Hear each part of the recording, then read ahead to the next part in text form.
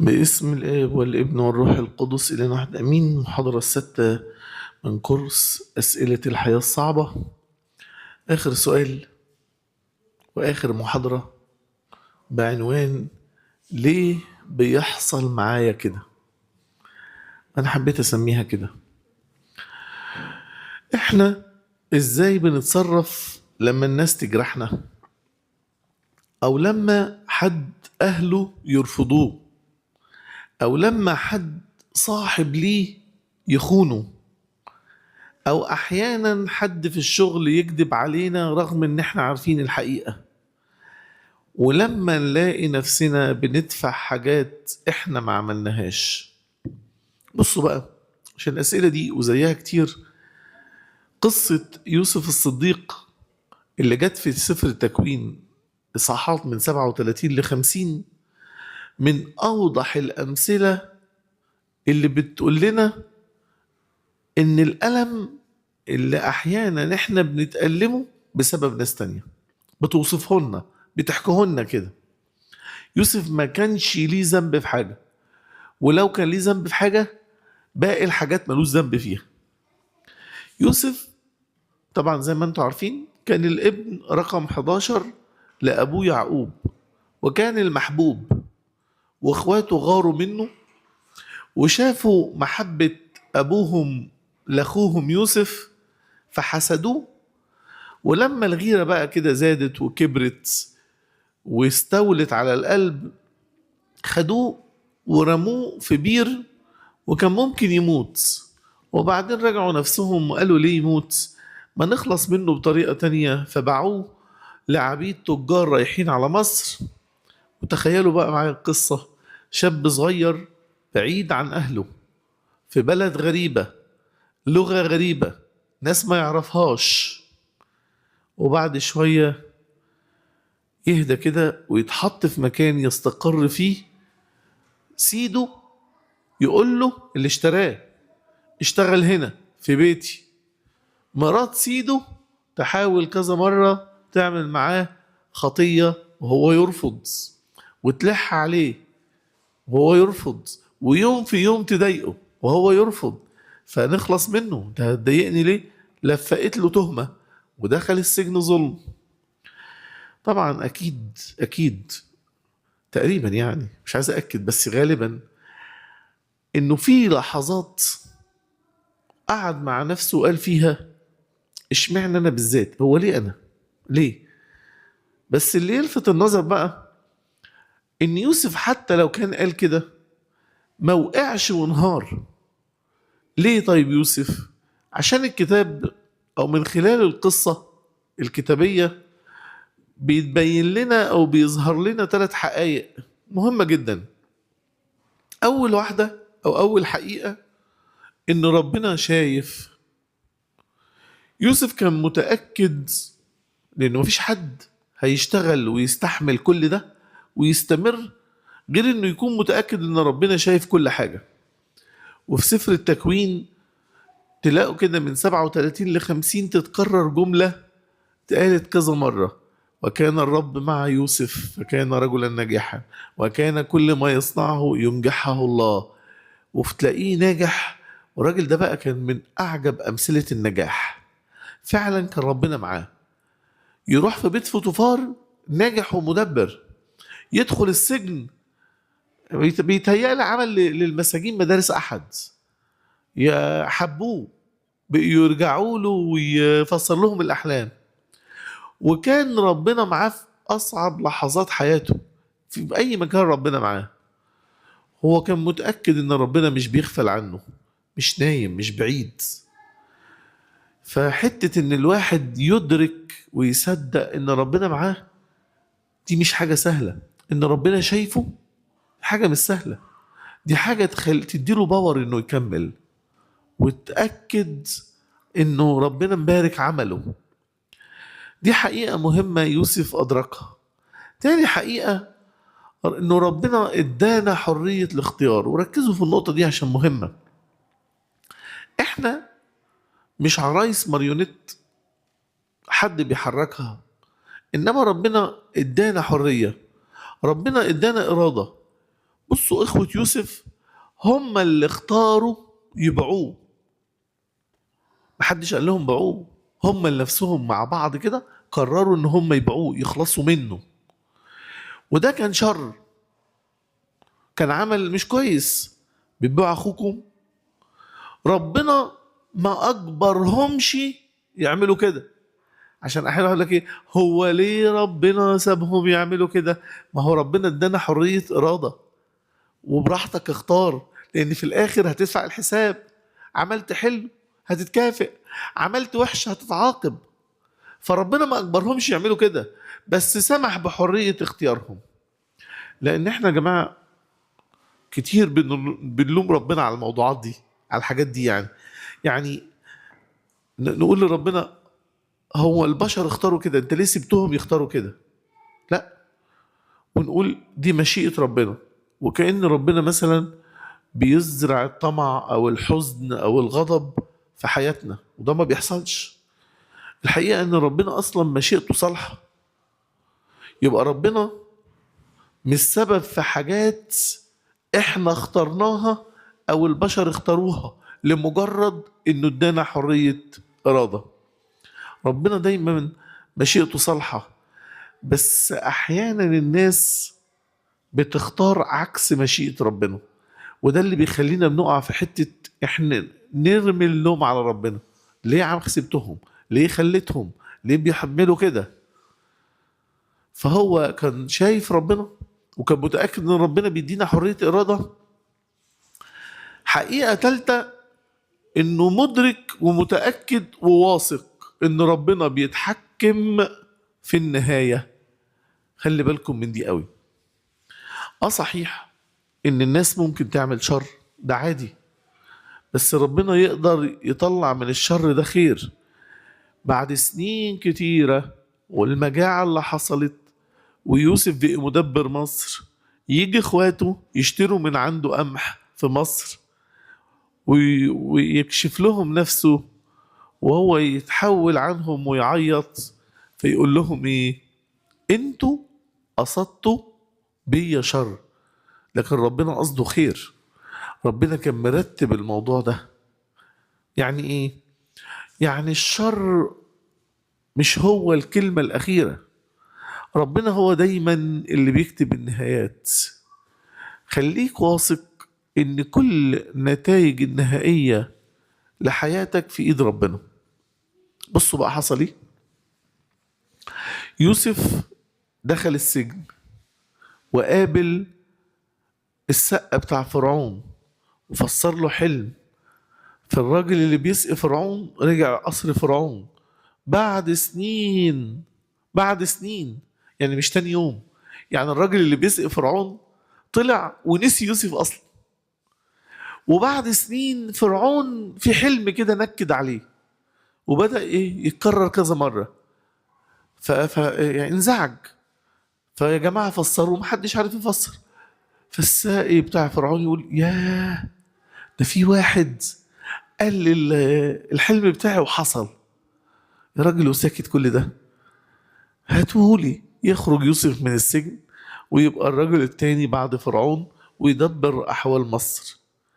اللي كان عبد بقى قائد ومسؤول، واللي كان سجين بقى منقذ أمة كاملة من مجاعة كانت ممكن تهلكها. تخيلوا بقى معايا لو كان يوسف استسلم. عارفين لو كان يوسف استسلم كان هيحصل ايه؟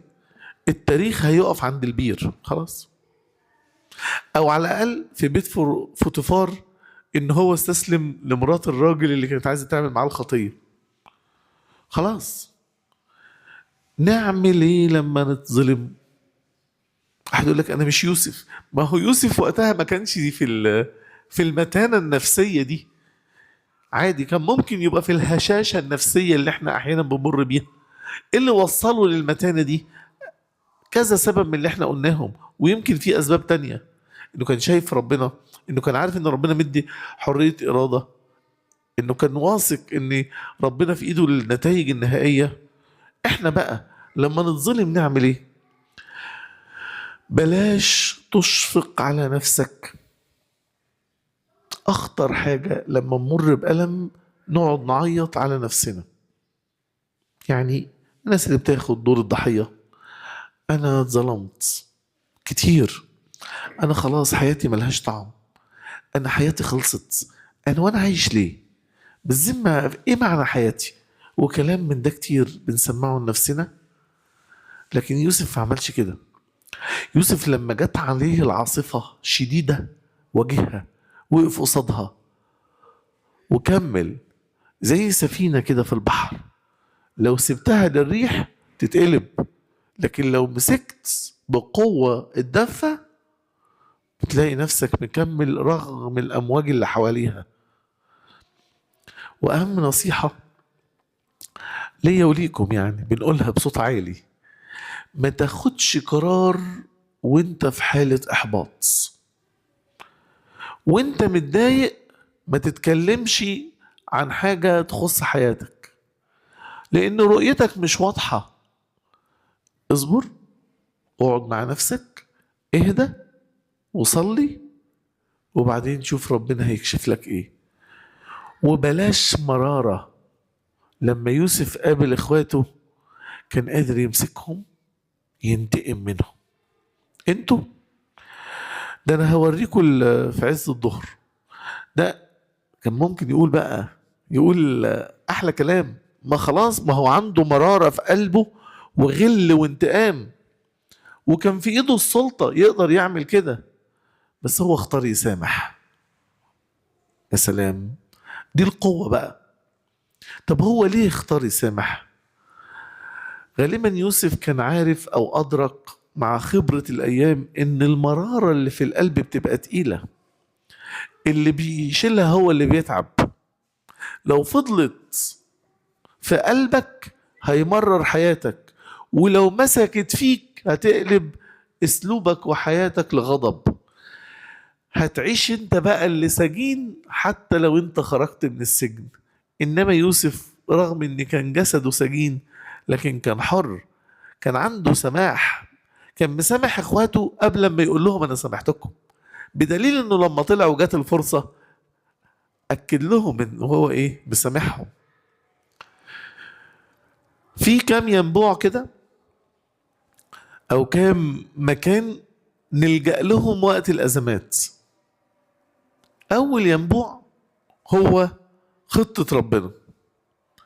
احنا احيانا بنردد الايه اللي بتقول كل الاشياء تعمل معا للخير للذين يحبون الله. كل الاشياء كويس، هي مش معناها ان كل حاجه حلوه. هي كل الاشياء بتعمل معا، يعني في سيمفونيه ربنا بيعزف عليها علشان يطلع نغمه حلوه من حياتك، حتى لو بانت النغمه دي حزينه شويه، لكن معناها ان ربنا يقدر يستخدم اي حاجه لصالحك لخيرك لمنفعتك. كنا بنقول يمكن انت في الظروف اللي حواليك مش فاهم ومش مدرك، بس بعد سنين هتبص وراك هتقول ياه، زي ما ربنا قال كده زمان لبطرس، قال له هتفهم بعدين، انت مش فاهم دلوقتي هتفهم بعدين. فانت تقول يا انا دلوقتي فهمت. يبقى خطة ربنا لحياتك لما تصدقها هتفهم، مش لازم في اللحظة دي انا عايز كل حاجة دلوقتي، انا لازم اعرف، انا مش هتحرك غير لما افهم. اصبر، طول بالك، خد نفس عميق، اصبر على ربنا واصبر على نفسك. المرتل بيقول كده: انتظر الرب واصبر له. اصبر بس.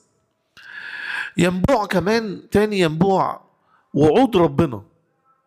يبقى في خطة لحياتك وفي وعود ربنا اداها لك. لما تتمسك بكتاب المقدس هتلاقيه مليان وعود قد كده، وعود بالسلام، وعود بالقوة، وعود بالتعزية. امسك في آية، احفظها، رددها، عيشها، خليك معاها طول اليوم. قول لربنا وانت بتقرا: انا مش قايم غير لما اخد سلام، انا مش هقرا وخلاص، انا عايز حاجه وعد اتمسك بيه، واديني الرجاء ده. وتقعد تقول لربنا، ما تقومش من قدام الكتاب غير لما تاخد من ربنا معونة، إرشاد، تعزية، وعد. يبقى تمسك آية تحفظها وترددها وتخليها معاك طول اليوم.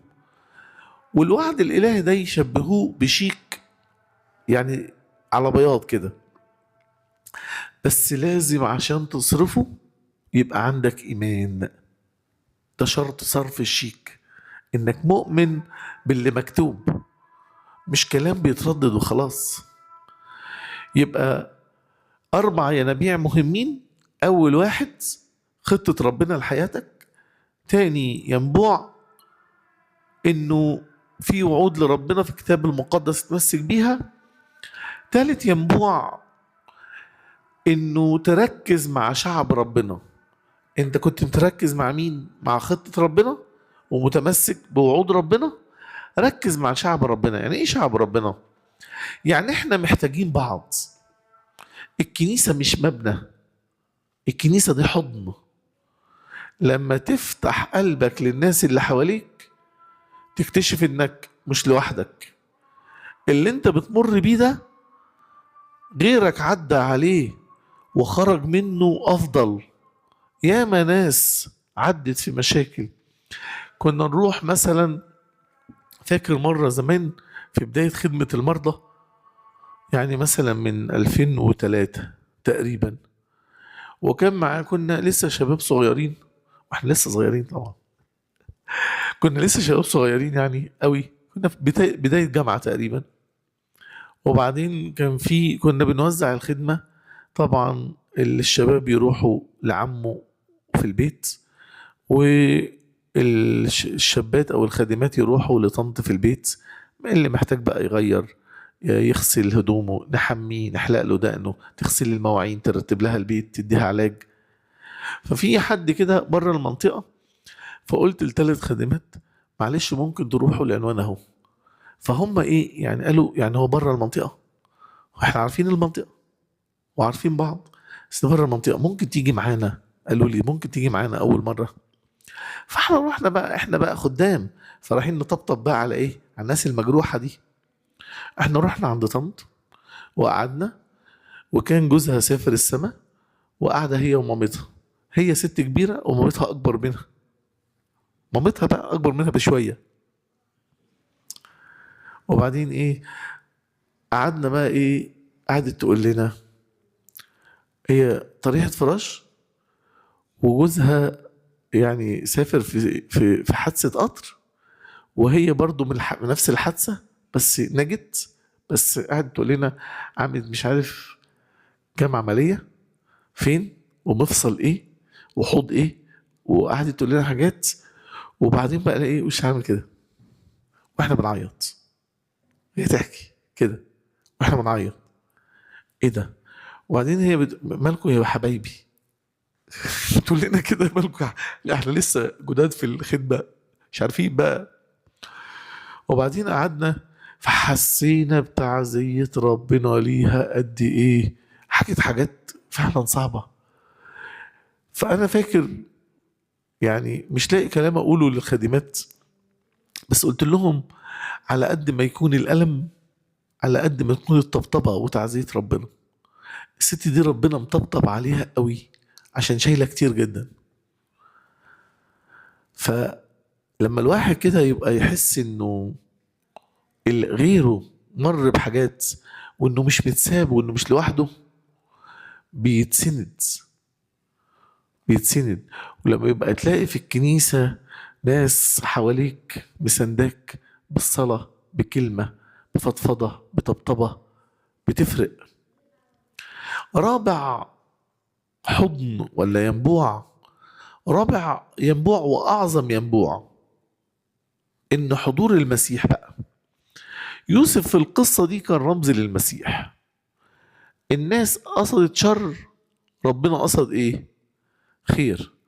يعني ربنا يسوع المسيح اتصلب ظلم، لكن بالصليب جه الخلاص. حتة انك تقدم حياتك او تسلم حياتك او تحط حياتك في ايد ربنا، مش معناها ان العواصف هتختفي. عشان المعنى ده احيانا بيوصل غلط لناس كتير. ما انا ماشي مع ربنا، ده انا من ساعة ما مشيت مع ربنا والكوارث عمالة تنزل عليا. اوعى تفتكر انك لما تمشي مع ربنا الكوارث ولا العواصف ولا الضيقات هتختفي، لا. بس برضه مش معناها انك هتغرق، مش معناها ان العواصف هتختفي، بس مش معناها انك انت برضه ايه هتنتهي او هتغرق. طيب الحد الحل او العدل ايه؟ في حاجات كتير تبان مش عادلة، مش هو كده بالذمة ده عدل ده، لان العالم مليان ظلم. كده كده ربنا حدد يوما للمجازاة، في يوم دينونة، في يوم كل واحد هياخد حقه فيه. دلوقتي يمكن يكون دورك انك تثبت انك ماسك في ربنا، وانك تثبت اكتر فيه، تثبت لنفسك انك ماسك بجد متمسك بالعود، وانك تثبت فيه اكتر عشان العواصف ما تتحركش.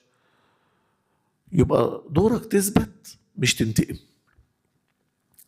واهم خطوة تبدأ بيها انك تصدق اللي هي الايمان. والايمان يا جماعة